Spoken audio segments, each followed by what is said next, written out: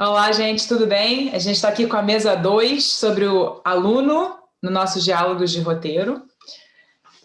Meu nome é Luísa Parnes, eu sou roteirista e professora de roteiro, sou nascida e criada no Rio de Janeiro, mas já estou há mais de 10 anos nos Estados Unidos, começando por Nova York, mas atualmente em Los Angeles.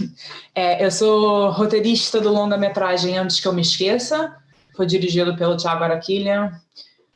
Coprodução da Fox, estreou no Brasil em 2018, com Danton Mello e Zé de Abreu, tá no Now, é um filme que eu tenho maior orgulho. Eu atualmente sou consultora de roteiro para a Amazon Originals no Brasil, trabalho muito com as salas de roteiro lá. Dei aula por 3 anos na New York Film Academy, quando eu morava em Nova York, e atualmente eu dou aulas de roteiro no YouTube e tenho um grupo de roteiro com os estudantes, que é o que eu queria focar um pouco a minha fala. Mas antes de eu falar um pouco desse grupo, eu só queria dar um pouco de um panorama do meu perfil e da minha experiência como professora. Eu já dou aula há bastante tempo, né? Eu dei aula na New York Film Academy por alguns anos e eu dei aula lá em diferentes cursos, diferentes níveis de profundidade, diferentes durações, né? Mas em Nova York você acaba vendo um tipo mais específico, em sua maioria, que são jovens estudantes que acabaram de se formar no colégio ou não se deram muito bem na faculdade e tem uma capacidade financeira de fazer um curso livre, bem ou mal, que é o que não deixa de ser, caro. E isso se aplica principalmente ao aluno brasileiro que chega lá, né? Mas o grupo de roteiro e essas aulas no YouTube me permitiram ter uma visão mais específica sobre o estudante brasileiro e é uma perspectiva que, para mim, até então, tinha sido um pouco inédita. Então, eu queria falar disso, porque tem uma experiência bem rica e é o tema da mesa, afinal, né? Então, o que aconteceu? Durante a pandemia, eu comecei a dar aulas de roteiro no YouTube. O grupo surgiu como uma consequência dessas aulas, né? Muitos ficaram muito animados com a teoria, mas queriam botar já a mão na massa. Mas uma coisa que eu percebi logo de cara, logo que eu comecei a dar essas aulas, foi o desejo que as pessoas tinham em consumir esse material didático, né? Pessoas de diferentes idades do Brasil inteiro, pelo poder da internet, chegaram no meu canal. Foram mais de 800 assinaturas em menos de um mês, que foi uma coisa que eu nunca pensei em ter um canal de YouTube, nem sei qual é o nome, youtubeira, mas foi uma coisa que aconteceu de uma forma orgânica, porque eu acho que existe muito forte essa demanda por ensino de roteiro no Brasil. E uma grande reclamação desses alunos, né, é a falta de acesso a esse ensino de qualidade, principalmente se você não está nas grandes cidades, e mesmo assim em algumas das grandes cidades, né? E mesmo nessas grandes cidades, os custos desses cursos acabam tornando o acesso um pouco restrito a grande parte da população brasileira. Então, eu acho que o YouTube teve essa força da aula gratuita, né? Em qualquer lugar do Brasil as pessoas podiam assistir ao vivo ou não. E uma pergunta muito, muito recorrente e talvez universal é: como chegar na indústria? Como entrar numa sala de roteiro? Como vender um longa, que é um conceito muito forte na cabeça das pessoas, né? Mas, ao mesmo tempo, com essas perguntas, essa noção de um trabalho fixo como roteirista é quase uma abstração. Então, essas conversas que surgiram nas aulas, no chat, me levaram a formar esse grupo, que começou com mais ou menos com umas 70 pessoas, mas, obviamente, foi filtrando e agora tem 30. E a gente formou um grupo gratuito de roteiro, onde o objetivo é escrever um longa, ou um piloto, algumas pessoas escrevem curta, com a ajuda de feedback dos colegas, porque eu não tenho a condição de ler roteiros de 30 pessoas, né, no dia a dia. Mas então a gente formou subgrupos dentro desse grupo de 4, 5, 6 pessoas, e cada um desses grupos oferece feedback a quem está escrevendo internamente. Eles apresentam material quinzenalmente, e a gente faz 1 reunião, 2 reuniões por mês, dependendo do fluxo, onde eu entro no Zoom e ofereço feedback também. Eu ensino muito feedback, tá? Eu acho que o feedback é uma parte muito importante do processo de desenvolvimento, como dar feedback, como dar notas, como receber notas. como incorporar ou não notas ao seu roteiro, como saber ignorar essas notas ou levá-las em consideração.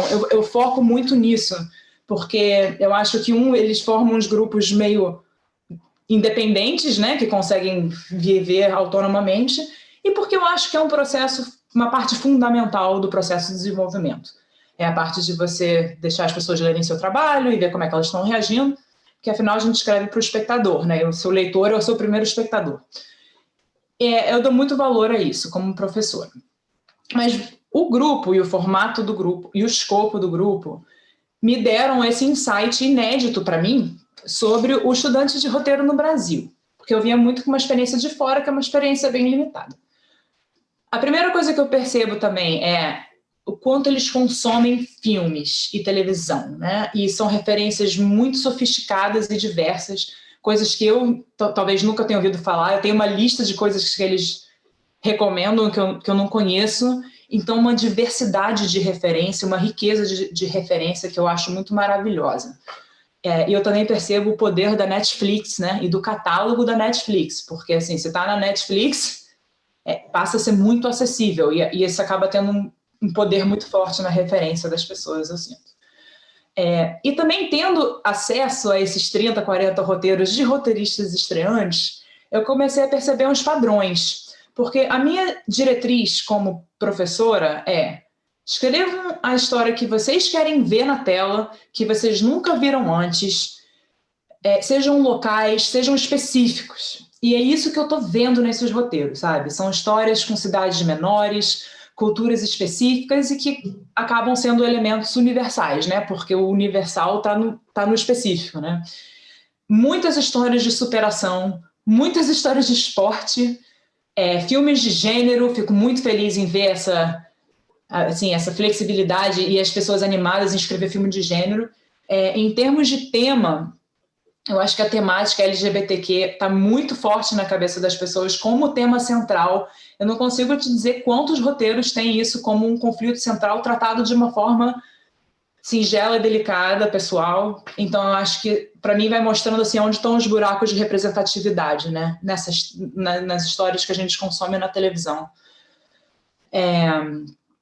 Então, eu acho, assim, meio que para encerrar assim, minha impressão sobre o aluno e para a gente continuar essa conversa, eu acho que quanto mais acesso a pessoas do Brasil inteiro, de diferentes classes sociais, diferentes backgrounds, tiverem ao ensino e à indústria do audiovisual, melhor vai ser para essa indústria, né? Porque vai resultar em histórias mais diversas, que representam uma parcela muito maior da população. E eu queria, então, terminar dizendo que esse tipo de evento me deixa muito feliz, porque eu vejo que tem várias pessoas pensando em como democratizar esse acesso, né? Então, queria agradecer ao Rafa e aos organizadores, porque realmente é esse tipo de evento que eu acho que abre esse tipo de caminho. Obrigada. Sou eu agora? Meu nome é Davi França Mendes, eu sou roteirista, sou professor de roteiro desde 2003, fiz filmes, fiz séries, tem 3 séries que eu assino criado por. A última delas estreou agora em agosto no Canal Brasil e na Globosat Play, chamada Nós. Como professor de roteiro, eu nunca, com exceção de um ano em que eu fui professor da Darcy Ribeiro, eu nunca me vinculei a nenhuma instituição. Minha experiência, de certa forma, é parecida com essa experiência que a Luísa está tendo agora na internet.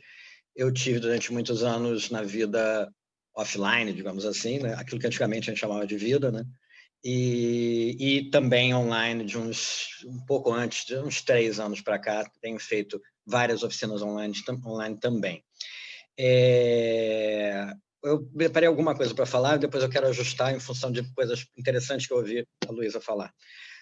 Eu queria começar lembrando um episódio que aconteceu 10 anos atrás, numa mesa sobre roteiro que eu coordenei, que eu mediei, que na verdade eu convidei as pessoas a participar, que não era sobre ensino de roteiro, e nessa mesa havia, além de mim, mais 2 ou 3 colegas roteiristas, e um deles começou a fala dele numa mesa que não era sobre ensino de roteiro, dizendo: eu não acredito que se possa ensinar roteiro. Eu achei meio exótico aquele início dele, ele devia ter algum problema muito sério com aquilo, mas o interessante é o seguinte, 10 anos atrás, a fala dele já era ridícula. E hoje, ela assim, tipo, seria uma piada da semana, né? Porque hoje é perfeitamente entendido por todo mundo que, claro, você não ensina talento e você não ensina brilho, você não ensina a ser extraordinário, mas você ensina técnica, sim. E é extremamente elitista você imaginar que não se ensina o que quer que seja, né? Eu puxo essa história porque eu queria comparar esses momentos. Quer dizer, como eu tenho essa perspectiva já de 17 anos, quer dizer, não que eu tenha feito continuamente, tem períodos em que eu paro porque estou trabalhando mais demais e não posso, mas eu sempre gosto de manter porque eu gosto de dar aula e eu acho que me exercita as coisas. Mas então tem uma perspectiva de como esse aluno de roteiro mudou nesse tempo todo. Primeiro, era muito, no início eram muito pessoas que tinham uma expectativa muito autoral, né, para o bem e para o mal, e longa, né, séria, era uma coisa que praticamente não existia. De talvez uns 7 anos para cá, isso virou radicalmente de maneira que a grande maioria está interessada em série e não em longa, e a grande maioria, pelo menos dos que chegam até mim, tem parece que essa ansiedade em relação à indústria, ao mercado. A indústria, no nosso caso, é meio sarcástico, né? Chamar de indústria, mas vá lá, por falta de palavra, a nossa manufatura, né? Uma ansiedade muito grande em relação a essas coisas, uma preocupação mercadológica muito grande, que eu não acho que seja nocivo em si, mas que me parece que às vezes vem na frente de uma coisa que é muito mais importante, que é eu tenho uma história para contar, eu tenho histórias para contar, eu tenho vontade de ganhar a vida contando histórias, né? E isso parece que as pessoas só se dão conta disso um tempo depois. É engraçado que eu já presenciei esse momento, em que a pessoa entra, faz cursos, faz um curso atrás do outro, que é outra coisa que eu queria falar, e em algum momento ela se dá conta que ela chega naquela hora em que é preciso escrever, né? E isso não tem nada a ver com entender como é que o mercado funciona, entender como é que você entra na indústria, não tem nada a ver com nada disso, né? Então, assim, ao longo desses últimos anos, especialmente depois da explosão das séries, né? Nesse boom que houve no Brasil também, por conta das leis, etc., etc., etc., tem uma quantidade imensa de pessoas fazendo cursos de roteiro dos mais variados, dos mais caros aos mais baratos, lendo os livros, catando coisas em site, catando dicas em stories do Instagram, e beleza. Agora, o escrever é uma coisa que muitas vezes fica em segundo ou até terceiro plano. Achei muito legal a Luísa falar que esse curso que ela está fazendo é baseado no escrever. Porque, por exemplo, eu sei que já chegaram pessoas até mim, porque eu recebo jovens roteiristas, ou novos roteiristas, às vezes a pessoa tem 40 anos, é um novo roteirista, né? Felizmente, porque a diversidade etária também é legal. E chega com toneladas de teoria, sabendo fazer gráficos espantosos, e com muita dificuldade para escrever, com diálogo muito ruim, assim, diálogos de meter medo, realmente diálogos de meter medo, uma coisa terrível. Então, eu acho, quando você vê pessoas que às vezes fazem um curso de roteiro que dura 1 ano, e que naquele curso de 1 ano ela escreve, sei lá, 10 páginas, né, 20 páginas, e que, sei lá, e uma pessoa lê e tem um retorno e não tem um segundo tratamento, essa pessoa está perdendo tempo, né? Então, eu acho que é preciso, enquanto lá atrás, sei lá, 15 anos atrás, 10 anos atrás, havia uma debilidade, né, no entendimento de estrutura narrativa, por exemplo, entre os jovens, os novos roteiristas, hoje existe, para mim, o buraco está em outro lugar, né? Está na originalidade das histórias, que é uma coisa muito problemática, está na qualidade das histórias, né? E está muito na qualidade das cenas e dos diálogos. Então, assim, uma coisa que eu sempre fiz, para concluir aqui, passar a bola, uma coisa que eu sempre fiz foi, eu ia orientando os meus cursos o que eu decidia fazer como curso em função de assuntos que estavam me interessando e do que eu via que era o que as pessoas não estavam fazendo tão bem, né, por algum motivo. E de um tempo para cá, assim, eu tenho focado não é nem no escrever do roteiro como um todo, mas no escrever da cena. Porque se a cena não funciona, o filme não funciona. Você pode ter a sua estrutura mais incrível, com todos esses extraordinários plot points e misbehaviors, mas não tem roteiro que ande sem boas cenas, né? Então, estou focando nisso ultimamente, e tem sido muito interessante. E só para concluir, para falar de como eu faço, não estou dizendo que seja o certo nem o errado, mas, enfim, é como eu faço.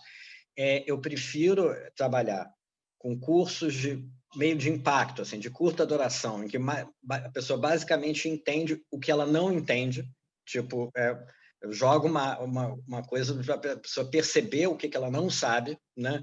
E cursos mais longos para pouca gente, em que as pessoas escrevem, né? E são oficinas de escrever toda semana e que eu inclusive, tento fazer de forma que eu consiga ler, né?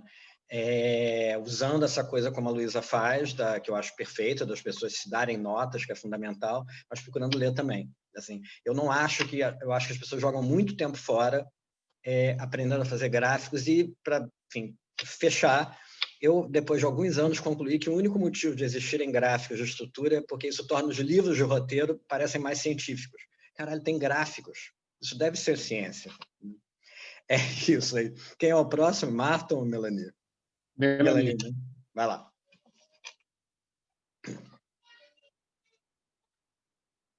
Não estou te ouvindo, Melanie. Não, eu estava saindo do mudo, porque eu sou educadinha. Bom, eu sou Melanie de Mantas, sou roteirista, um tipo dinossauro. Aqui, entre nós, eu escrevi o Carlota Joaquina, e isso parece ser um marco de alguma coisa, de um renascimento que não persistiu por muito tempo. Mas, que mais? Eu escrevi vários filmes, principalmente longa-metragens, escrevi algumas séries como colaboradora, participei de algumas salas de roteiro, não tive nenhuma série criada por mim e ser criada por, como disse o Davi, mas estou desenvolvendo uma, tá? Estou pensando bastante, já escrevi piloto e estou numa batida muito parecida com uma série de jovens estudantes, como vocês, aprendendo um novo, como vocês dizem, dos seus, aprendendo um novo suporte para o que eu faço, né?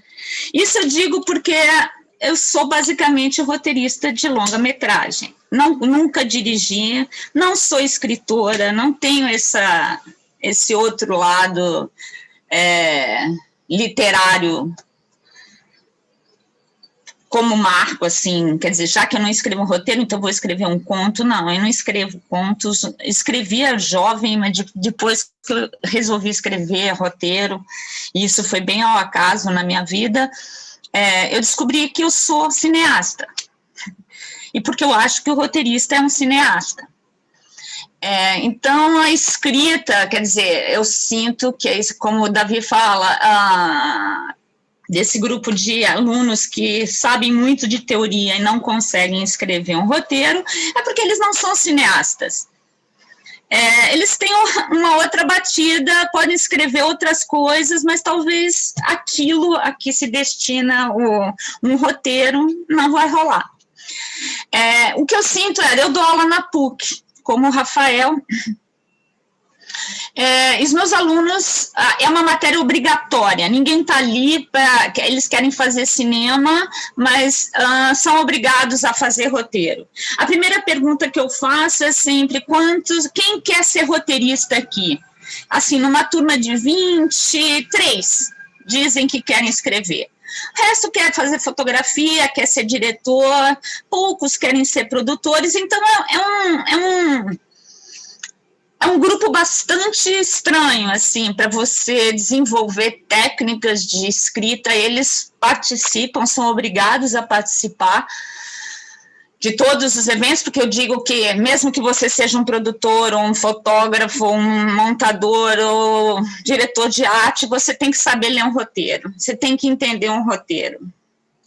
Então, acho que basicamente a minha função ali é mostrar para que serve um roteiro, e eu sei que nem todos vão escrever um roteiro razoável, poucos vão fazer isso.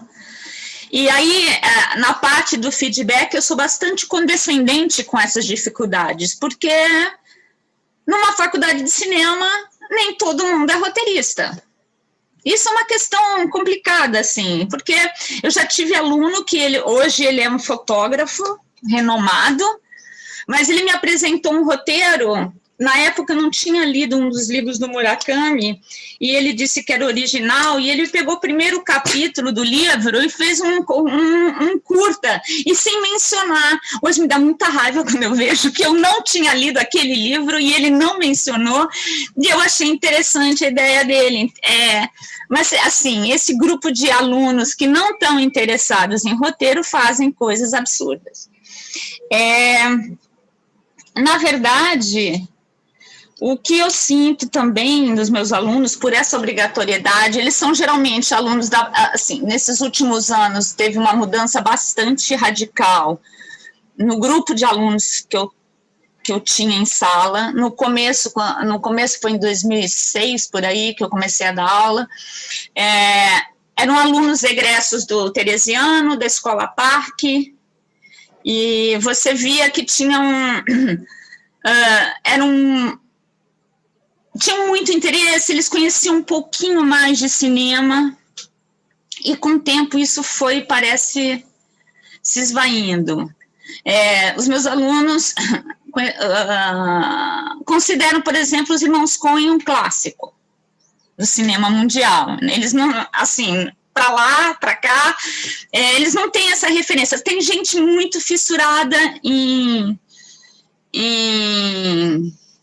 anime, em Harry Potter. Eu tenho alunos muito infantis, assim, e não quer dizer que eles não entendam o que estão fazendo. As referências, para mim, são bizarras. Eu tenho que usar esses elementos. Eu assisto tudo que que eles trazem como referência. Então, animação como como chama? Hora da Aventura. Eu tinha um aluno muito gênio que adorava esse Hora da Aventura. Eu assisti tudo para poder entender qual é a linguagem que faz sentido para eles. E eu uso esses elementos como referência. Eu não vou ficar trazendo clássicos, Tarkovsky, até faço, mas não vai ser o ponto, entende? Eu vou ter que usar outros elementos, e isso, para mim, é revigorante. Eu acabo descobrindo coisas legais. E uso muito da linguagem deles. Cito muito Harry Potter. Tem que ver uma porrada de coisas assim para poder chegar nesses alunos, que é o quarto período, bastante... o que é engraçado é uma fluência estranha em termos de tempo narrativo também, do que eles gostam, do que eles curtem. E é como se... Eu até vi, por acaso, um videozinho de um professor de espanhol, acho, argentino, comentando que ele é um escritor e que conta histórias para crianças. E que, ao contar a história do João e Maria, ele se deparou com uma criança perguntando: mas por que o João não mandou uma mensagem para o pai, que eles estavam perdidos? Porque aí ele falou assim: cara, é isso, por que a Chapeuzinho não tem um celularzinho e avisa a avó que o lobo vai chegar antes? Quer dizer, a ideia de tempo narrativo, essa é uma geração que já nasceu com uma tecnologia plugada neles, e que esse tempo narrativo é uma coisa muito, muito louca. Eu me lembro, assim, de mostrar episódios de séries, ou séries antigas, ou mesmo Twilight Zone, que eu uso bastante, o Rod Serling, e propostas. Ele tem umas salas de roteiro que ele fazia com... Não sei se vocês já viram, acho, não sei, que são disponíveis, ele falando com roteiristas e propondo desafios de roteiro. E é uma coisa que eu faço, mas a resposta dos alunos tem um tempo diferente. Eles têm por exemplo, uma das coisas que eu uso do Rod Serling ele cita um conto do Tolstói, o Aposta, onde um cara que vive num desses circuitos, desses clubes de homens em Moscou, e é um cara que fala muito, ele entra e todo mundo tem um pouco de birra dele, porque ele fala demais, e aí ele está precisando de dinheiro, e ele chega nesse clube e fala, tem 1 minuto, mas eu vou rapidinho falar isso, ele fala, eu estou precisando de grana, faço qualquer coisa porque eu preciso de grana, aí um cara que não vai com a cara dele fala, tudo bem, eu te dou grana se você ficar 1 ano sem falar.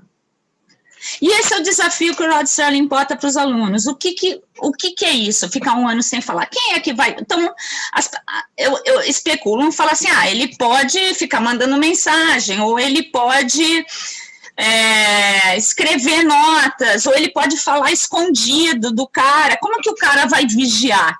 Hoje, a gente sabe que pode ser uma coisa meio Black Mirror, o cara pode vigiar ele durante 1 ano. A solução do Tolstói era que o cara cortava as cordas vocais. Que é uma coisa radical, trágica, russa. Mas as soluções que os meus alunos vão dando são bastante Black Mirror, sabe? É engraçado isso. Como ninguém aposta numa tragédia mais visceral. E é isso, eu acho que meu tempo acabou. Desculpa. Ia falar muito mais coisa, nem sei o porquê. Esquece. Agora vai, Marta. Desculpa. Meu nome é Marta Olímpio, eu trabalho com roteiro já há algum tempo, comecei escrevendo telecurso, já escrevi várias coisas por aí, né? Escrevi As Canárias, escrevi Natália, escrevi Santo Forte, fiz a última temporada de Cidade dos Homens, e estou entregando agora o segundo. Meu primeiro longa foi Sequestro Relâmpago, agora escrevi um outro longa chamado Alemão 2.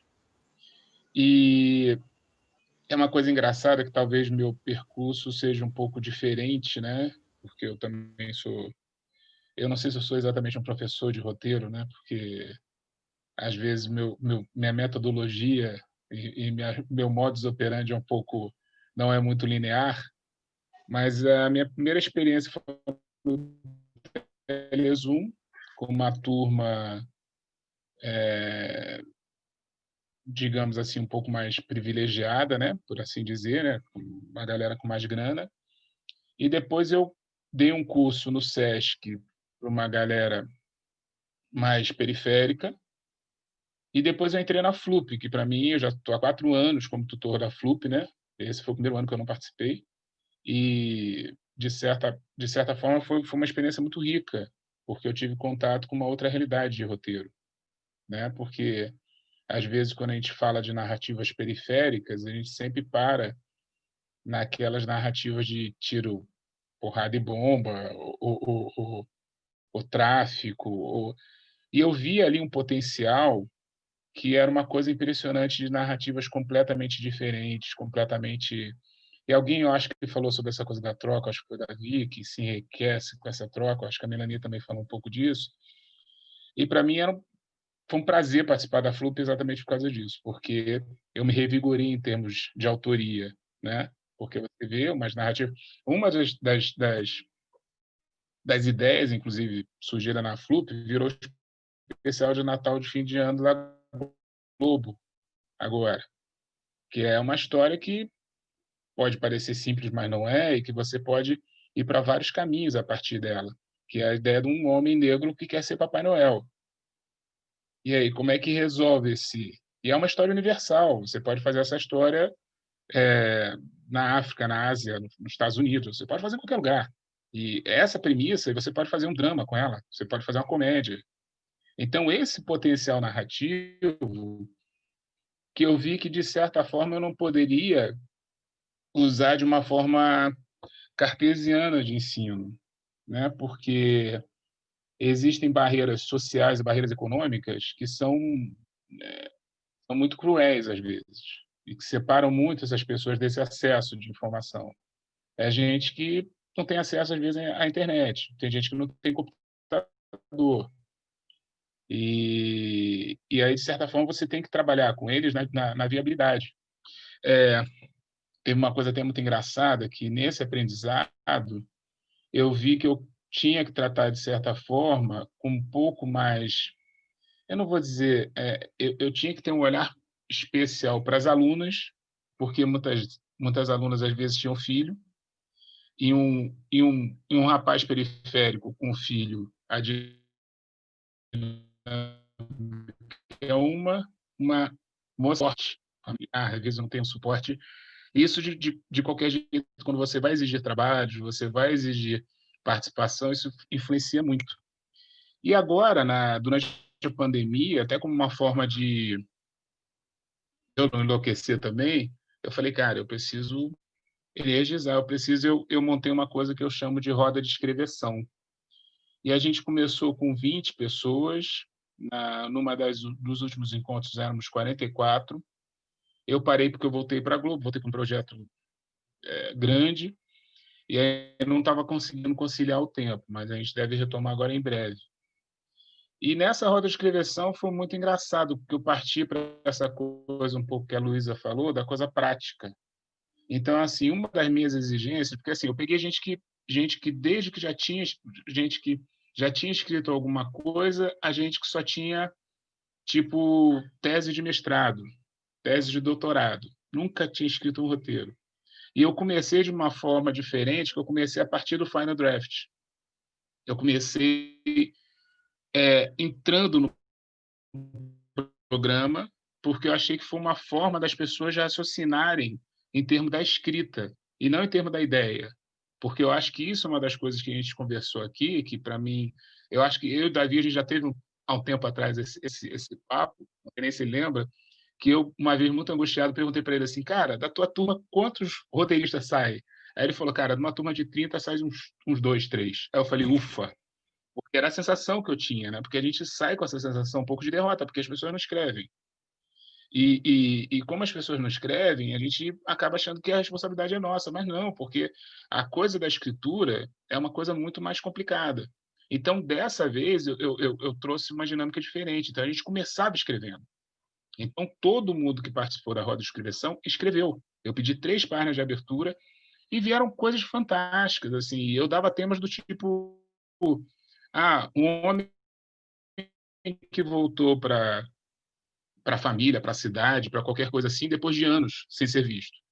Quer dizer, desde Odisseia a gente vê isso, né? A história de um grande amor impossível.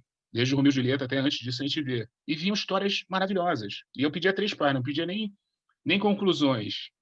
E o que eu mais achei interessante em termos dessa dinâmica e dessa dinâmica periférica, que a gente não passou nem perto de história de crime, de histórias de tráfico. Tem uma das histórias mais fantásticas que eu encontrei foi de um rapaz que trouxe uma história que misturava Salvador com estação espacial. Na verdade, o cara estava visitando a mãe fazendo uma peixada, fazendo uma coisa lá, e de repente todo mundo começava a sumir e ele estava na estação espacial, entendeu? Mas era todo passar em Salvador, numa periferia. E quando a gente, enquanto roteirista, a gente precisa oxigenar esse mercado, esse nosso mercado. E só de um lugar periférico poderia vir uma narrativa dessa. Não tem como a gente abstrair e pensar que não, a gente não. Eu falo a gente porque a gente tem um privilégio dentro desse país, dentro do recorte desse país. E, ao mesmo tempo, eu enfrentava coisas do tipo... Um dos meus alunos mais brilhantes, um dos meus, digamos, tutelados mais brilhantes da FLUP, teve uma época que ele sumiu, porque ele foi casado com uma moça, que foi casada com um traficante, e o traficante estava atrás da moça. E ele sumiu, simplesmente sumiu no meio do processo. E era uma das histórias mais fascinantes que eu tinha. História de, sabe, futuro distópico, enfim. Então, de certa forma, esse processo todo de aprendizado, além de, para mim, ter sido uma coisa muito revigorante, foi uma coisa que eu tentei focar muito na coisa da escrita, para ver se realmente a gente sai um pouco desse processo cartesiano, né, que a gente tem hoje no mercado, esse processo de fórmulas que às vezes me dá uma preguiça, me dá um cansaço, assim, às vezes quando você está discutindo com executivos, que o pessoal começa plot driving, character driving, não, cara, vamos focar na história, vamos focar no que a gente tem que contar como história, porque eu acho que a grande maioria, como disse bem o Davi, a grande maioria desses livros que são escritos sobre roteiros são escritos depois dos roteiros feitos. Nunca foram escritos antes dos roteiros feitos. E de qualquer jeito, já vem o gongo aí, de qualquer jeito, a gente tem uma dinâmica que é até interrompendo minha fala e puxando uma provocação para todo mundo, porque, por exemplo, nessas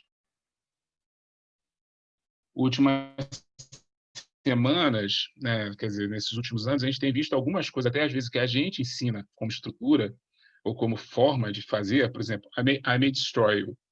Eu lembro que eu passo um bom tempo com meus alunos falando de cliffhanger. E no I May Destroy You tem uma cena no final do episódio que ela entra no mar, sai nadando em direção ao horizonte, e você fala, pronto, se afogou. E no outro episódio, vão para outra cena, para outro lugar, e meio que a autora joga na sua cara, tipo, você vai continuar porque você está gostando da história. Ponto. Não é por causa do cliffhanger. Então, como a gente também tem que se reinventar enquanto estrutura, enquanto cabeça de estrutura. E dando outro exemplo, eu lembrei também aqui agora da apresentação das duas personagens do Inacreditável no Netflix, que é no segundo episódio. É uma coisa que, se chega um trabalho desse para mim há 5, 6 anos atrás, e eu olho assim e falo assim, não, peraí, cadê o personagem? Cadê o meu galã, ou a minha mocinha? Cadê? Não está no primeiro episódio? Não, só aparece no segundo. Você está maluco. E funciona, e você acompanha o Inacreditável todo, você vibra. Eu queria saber também o que vocês acham um pouco disso, dessas novas estruturas que estão chegando, e que de vez em quando balançam, né? Até a gente mesmo que ensina, né? Porque a gente vai ter que estar pronto para esse novo mercado, que é um mercado que está criando um novo tipo de ver essas coisas. Bom, acho que sim, tentando responder rapidinho, eu acho que em relação à questão, relacionando essa sua pergunta, que é ótima, sua questão, a questão da mesa, que é do aluno, do ensino, não sei o quê, eu acho que o grande caminho aí é você tentar fazer a pessoa entender aquelas poucas coisas, na verdade, que são essenciais. Quer dizer, é essencial que exista uma relação de causa e efeito entre as coisas. É essencial que você não perca a atenção de quem está assistindo. Mas não é essencial que você tenha alguma coisa exatamente na página 5 ou alguma coisa exatamente na página 12. Quer dizer, eu acho que aprendendo os princípios, você aprende quando usar ou não. Tem um outro problema, que aí não passa pelos roteiristas, que passa por quem lê os roteiros, né? Quer dizer, nem sempre você vai conseguir esse nível de liberdade na vida real. Aí eu queria aproveitar também e fazer uma provocação e passar adiante, e aí a próxima, as meninas, uma das duas que for responder, pega a do Martin e pega a minha. Que a questão que eu queria levantar também era sobre essa ideia, justamente, eu acho que você tem toda a razão, Martin, nessa questão do tipo de história que vem quando você vai ou para uma coisa periférica, ou para uma coisa que sai de Rio e São Paulo, ou mesmo dentro de Rio e São Paulo, quando você sai dos clubinhos, né? Agora, e eu já dei aula de roteiro em Goiânia, em Porto Alegre, em Curitiba, em São Luís, em Minas, pelo Brasil, em muitos lugares do Brasil, em Lisboa também. E o que acontece é que, assim, eu tenho uma questão que eu acho maravilhoso quando eu vejo uma história, ou às vezes um fragmento de história, ou um germe de história vindo de uma pessoa numa circunstância tão distante seja geograficamente, ou seja economicamente, dos centros onde a criação, a produção se dá, mas, ao mesmo tempo, eu fico com uma questão que essa pessoa precisa de outras ferramentas, né? Não basta simplesmente essa ideia, e estar longe dos centros é um problema. Né? É um problema em qualquer lugar do mundo. Se você faz cinema na França, você está em Paris. Se você faz cinema... Então, tem uma... aqui na Alemanha, o cinema é em Hamburgo e a televisão é em Colônia. Então, como vocês lidam com isso? Quer dizer, essa pessoa tem talento, mas que chance ela tem na real? Você se sente meio enganador se você bota pilha? É essa a provocação. Eu acho... Posso, Melanie? Você quer falar? Pode fazer. Fala que a gente vai... eu acho que estão surgindo várias provocações e várias coisas que eu tô louca para... Estou anotando aqui várias coisas que surgiram, né? Mas eu acho que esse questionamento do Davi está muito na minha cabeça, se a gente está vendendo uma falsa promessa, né? Mas eu acho que sempre a gente está vendendo. É exatamente isso que eu ia falar, porque quando eu comecei, há, sei lá, 10 anos, 11 anos, e eu acho que vocês todos vão ter essa experiência, você tinha que explicar para as pessoas o que era o seu trabalho. Não existia esse conceito no consciente coletivo da figura do roteirista. Mas o diretor não escreve o diálogo, assim? Não, né? Então, eu acho que só de já ter esse maior conhecimento sobre o que é o roteirista, talvez já inconscientemente prepare esses alunos, né, de que, não, realmente, é uma parte difícil dessa indústria. Talvez uma única vantagem da pandemia, né, é o fato de que agora a gente está entendendo que a geografia não é tão importante assim, né? Eu acho que a gente ainda não tinha se adaptado à nova realidade da internet. E a gente ainda não está vendo esse efeito agora, mas eu acho que daqui a 5 anos a gente vai ver um pouco essas barreiras geográficas. Eu espero que importando um pouco menos, né? Mas eu sempre me sinto na obrigação de falar que, assim, é um acesso difícil e é um acesso um pouco aleatório, né? Porque, assim, eu acho que é o tipo de indústria de onde você está no mundo, aquele clichê da oportunidade encontra a sorte. Você tem que estar super, super, super preparado, mas, assim, sempre tem um fator que está um pouco fora do seu controle, né? O seu controle é sobre o que você escreve, é sobre a qualidade da sua obra, né? E isso é um pouco frustrante. Eu acho que isso se aplica, é universal ao roteirista, né? Inclusive agora, né? Então... Mas o difícil um pouco também é passar essa ideia de que, assim, nós roteiristas, a gente, como o Martin falou, que quem são as pessoas que leem o roteiro, e nós, como roteiristas, temos que fazer pitchings, explicar. Tem gente que tem talento para isso, tem gente... Imagina o Luiz Fernando Veríssimo fazendo pitching de um roteiro dele, sabe? Tem gente que não consegue fazer, né? Quer dizer, essa parte de tentar vender o seu projeto, para mim é uma coisa assim louca, eu nunca consegui fazer isso, eu tenho vergonha. Na hora que eu acabo de escrever isso, pessoal, eu acho que eu acabo de escrever, eu só acho que tem algum valor depois que eu dei o send, que eu enviei, porque aí eu vou defender o meu roteiro até o fim. Até lá eu estou achando que eu estou sendo sempre eu estou enganando alguém. É uma sensação muito louca você avaliar o seu próprio trabalho o tempo todo e... eu tenho, assim, eu me coloco muito mal. Eu acabo de escrever e falo, caraca, como que alguém me pagou para fazer isso? Eu vou ter que devolver esse dinheiro. Mas, entende? Aí eu começo a reduzir esse dinheiro na minha cabeça, porque eu falo, caraca, se me pagar... Você já paga um pouco para a gente. Já paga um pouco, mas assim mesmo eu me sinto devedora de alguém que lê com uma certa coisa. Ela pode dizer, puxa, quando alguém fala, cara, adorei, eu já fico meio assim, adorei mais, tenho mais, aí fudeu, já vai baixando, eu vou devolver. Eu tenho essas fantasias, então é um mercado cruel até para quem já está no mercado. E assim, realmente, eu tenho muita pena. E uma coisa que é muito louca, porque durante um tempo a gente teve editais de roteiro, né? E a gente batalhou para que tivesse edital que premiasse roteiristas estreantes, etc. Mas eu me lembro, eu não sei se o Davi participou desse, da Carla Esmeralda, que ela teve com o Mink, que era um edital de argumentos, e isso é uma coisa, para mim, dando aula na PUC, a matéria é argumento e roteiro. O argumento é uma coisa dificílima. de explicar, porque eu não escrevia argumento no começo. Eu começava a escaletar, pensar a minha história, escrevia uma sinopsezinha, e era o meu material de trabalho, e escrevia o roteiro. O argumento se transformou numa peça muito importante, e com poucas regras. Não é uma peça literária, mas também tem que ser bem escrito e tem que dar um certo sabor para quem lê. Cara, acho assim, mais complicado da aula de argumento do que de roteiro. É muita questão da teoria e prática, né? Que eu acho que isso é um assunto que tem surgido muito aqui, né? Que acho que nós quatro estamos falando muito de que, assim, em algum momento há uma discrepância, né? E uma coisa que, assim, agora botando o meu chapéu aluna, né? Em vez de chapéu professor, assim, eu fiz um mestrado de roteiro, né? Porque eu tive condição e acesso e coisas que não...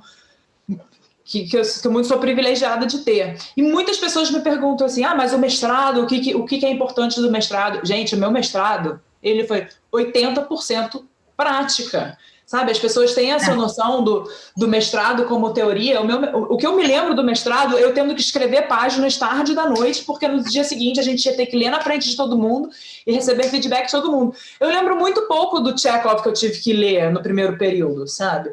A minha tese era um roteiro, eu tinha um roteiro-tese, eu não tive que defender nenhuma teoria de dramaturgia. Então, quando as pessoas me perguntam assim, qual o valor do mestrado, gente, o valor do mestrado é você escrever páginas, né?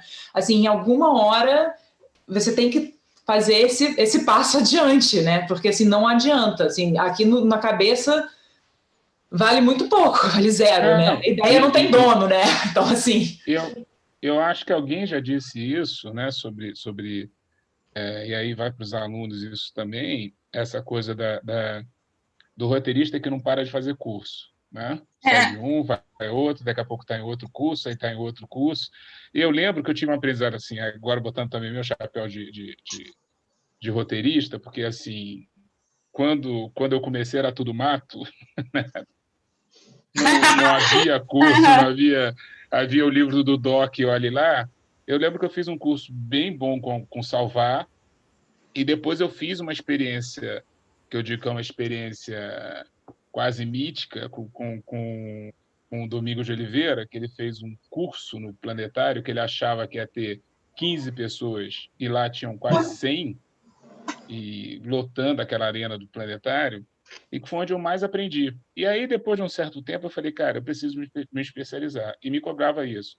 E mesmo assim eu escrevia curta, já tinha tentado longa. Hoje eu leio e falo, cara, tem coisas boas, mas 90% é muito ruim. Mas tive essa experiência de escrita. Aí vendi um carro que eu tinha, peguei uma rescisão, fiz uma loucura e fui para Cuba. Estudei 2 meses em Cuba, um mês de curso de roteiro e outro mês de direção de ator. E assim, a coisa que mais me angustiou foi na primeira semana de aula de roteiro, quando terminou a semana e me caiu uma ficha, tipo assim, cara, eu já vi tudo isso com o Alberto Salvar e com o Domingos de Oliveira, atravessei o Brasil para chegar em Cuba para ver isso tudo de novo. Aí me deu uma angústiazinha assim no coração, sabe aquele aperto do coração e no bolso? Sabe? Tipo, cara, meu Deus do céu, eu não tinha esse dinheiro para estar aqui, e estou, e ela está falando a mesma coisa que eu ouvi outro dia do Alberto Salvar. E aí, realmente, o que valeu foi depois, na 3ª, 4ª semana, quando a gente começou a prática. E eram algumas coisas que hoje eu dou para os meus alunos, do tipo, dá uma situação, escreve 2 páginas. Dá outra situação, escreve 2 páginas. Para o cara não ter medo da página. Né? Porque as pessoas têm uma paura da página. Né? Uma coisa legal as pessoas ficam com medo.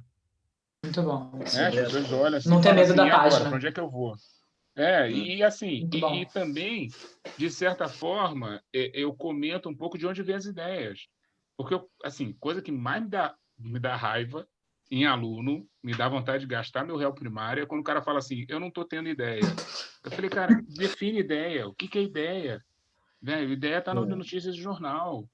Pega um clássico e subverte. Ideia é sentar em o rabo e trabalhar. Eu já fiz um exercício assim. Desculpa, não, continua. Acho que o Davi queria falar, gente. O Davi queria falar.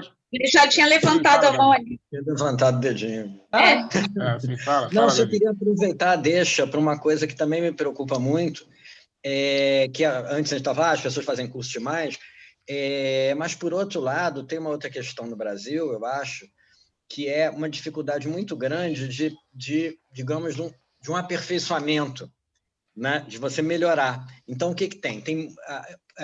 Por mais... A gente não pode dizer que faltam iniciativas para os iniciantes. Não faltam. Desde cursos pagos até cursos semi-pagos, cursos gratuitos, bolsas, né, prêmios, editais, tinha, agora não tem. Agora, depois que o cara dá o primeiro passo, ele está entregue. Né? Está entregue no mundo. E assim, eu até conversei isso com a Minon, que faz alguns eventos de formação, com algumas pessoas que fazem esse tipo de coisa, sobre como não tem um investimento em pegar aquela pessoa, por exemplo, que já trabalhou numa sala de roteiro, já escreveu uns curtas, talvez até tenha escrito um longo, e que sente que tem uma dificuldade com alguma coisa ainda. E pegar essa pessoa e botar numa espécie de treinamento. Eu acabo fazendo esse negócio meio por conta própria. Eu já fiz vários grupos fechados em que eu não divulgava, em que eu chamava pessoas para fazer. Que eram pessoas que já escreviam, tinham saído daquele básico, mas que eu sabia, não, fulano ainda está com um diálogo meio tosco, não consegue concatenar uma história muito direito. Então, eu não sei, vocês acham que é bobagem isso, ou seria interessante existirem linhas, digamos, secundárias, né, para quem já passou do básico?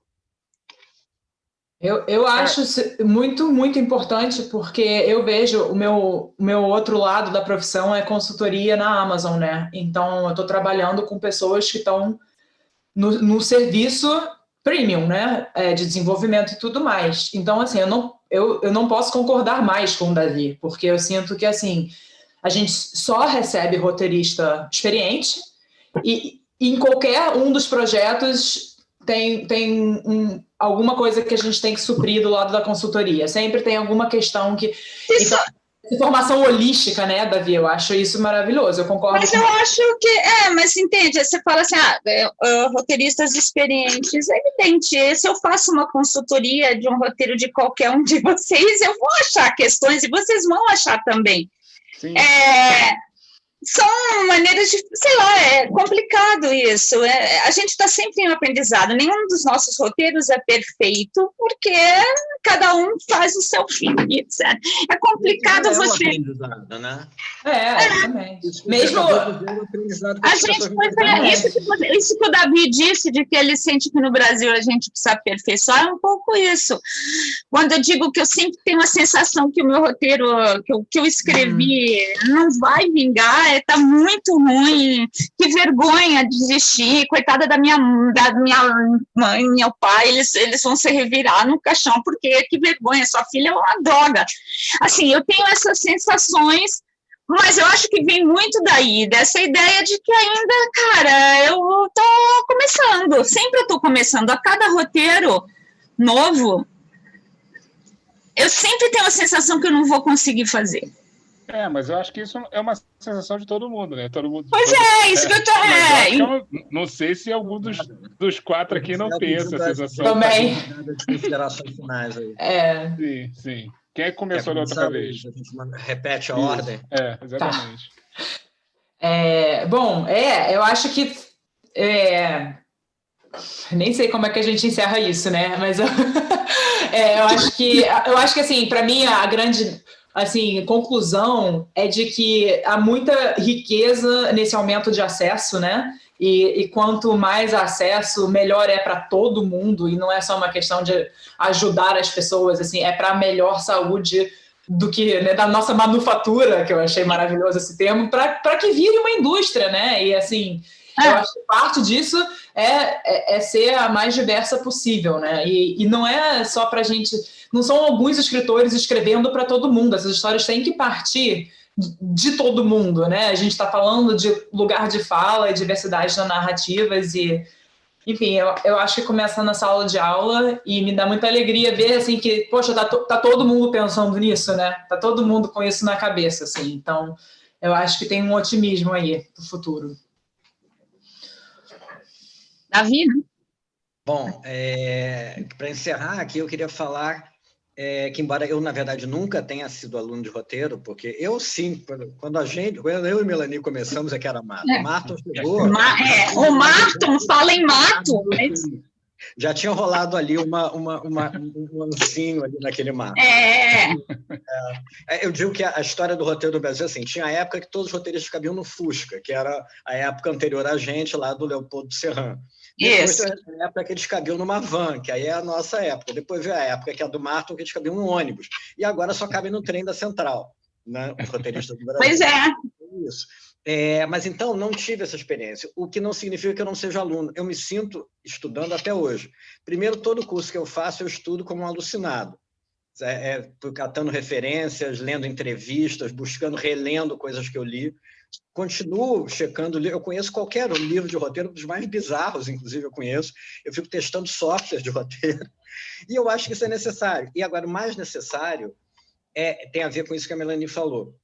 Talvez não tão exageradamente. Você não precisa se chicotear como a Melanie faz. Isso é uma questão dela. Mas eu sofro, eu passo mal, gente. Eu fico doente. A gente entende tudo.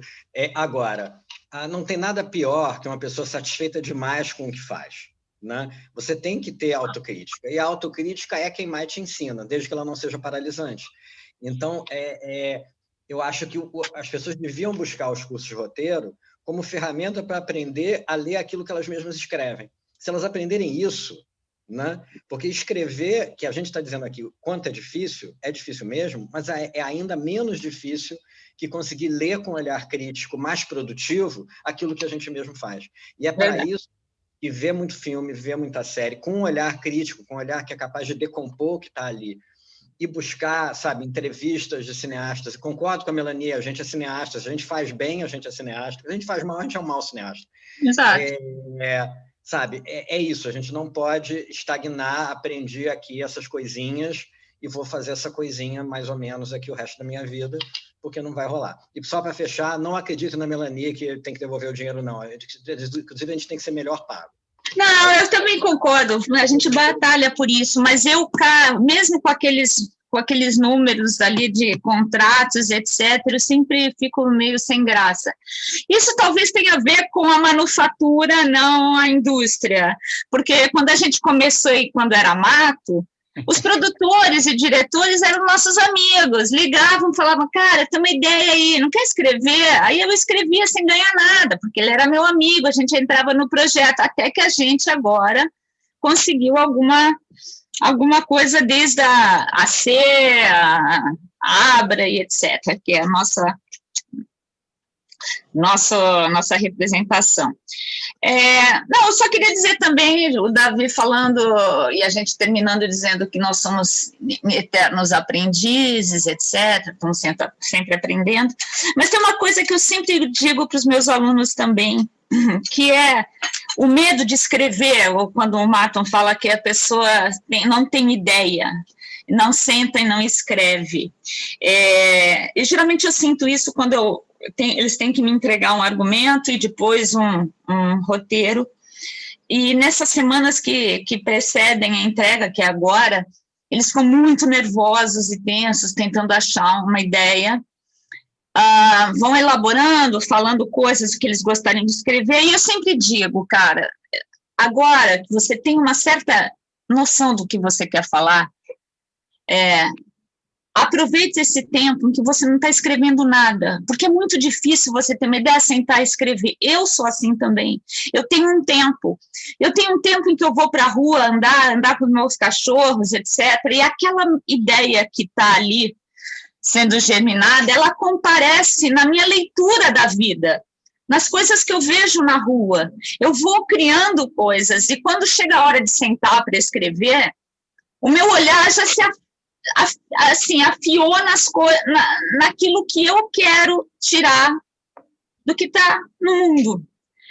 Então, existe esse processo que parece que é aquele eterno adiamento de que você não senta nem escreve, mas às vezes você está trabalhando na sua cabeça, lendo, vendo coincidências. Quantas vezes a gente começa a trabalhar um tema e de repente você vê uma coisa que fala sobre ele, e é uma coincidência, mas não é a sua maneira de ler o mundo que de repente vai adquirindo esse olhar de cineasta que vai. pensar uma história, um filme. É isso. Vai, Marco. Eu queria falar um pouco sobre essa coisa do medo e prazer, né? Eu acho que o medo tem o medo, né? Eu lembro bem quando eu recebi o convite para escrever Cidade dos Homens, logo depois do Sequestro do Relâmpago. E eu lembro que na minha primeira reunião com o Jorge Moura, um queridão, eu perguntei para ele, tá, e aí, vamos fazer equipe? Ele falou, que equipe? É você, camarada. São 4 episódios, é você. E aí eu só acreditei que iam filmar o que eu tinha escrito, até porque o processo foi super tranquilo, quer dizer, foi até o que me enganou, eu achei que sempre seria assim na Globo e não era.